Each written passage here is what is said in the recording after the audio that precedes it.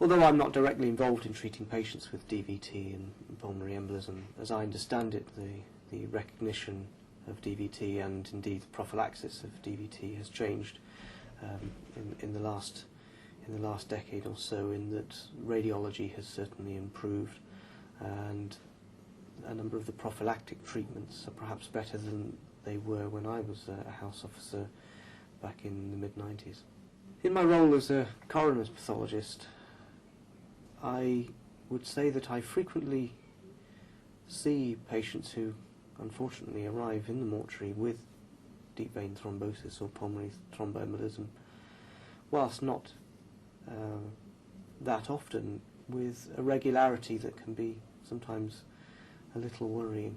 I think over the years that I've been practicing as a pathologist, despite our improvements in recognition of DVT and PE, and indeed trying to prevent those conditions, I'm not sure that I really see any fewer cases than I was perhaps seeing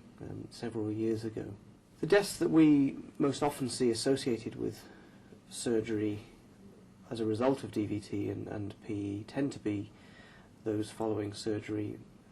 of a major orthopaedic type. I think one would like to see the campaign having an effect on my work as a coroner's pathologist, in that if there are steps that we can take to dramatically reduce these complications, I would like to see fewer post-mortems on patients who have come in for an elective operation to make them better. One of the areas in which I've been asked to make a contribution is to help out with case note review. I think the reason being for that is that it's a regular part or a normal part of my coroner's workload, in that case note review of individual cases is something vital to the post-mortem. Therefore, if I can bring that expertise to bear on case note review, such as identifying factors which may have led to a different course for the patient, then I think that could be quite a useful contribution to make.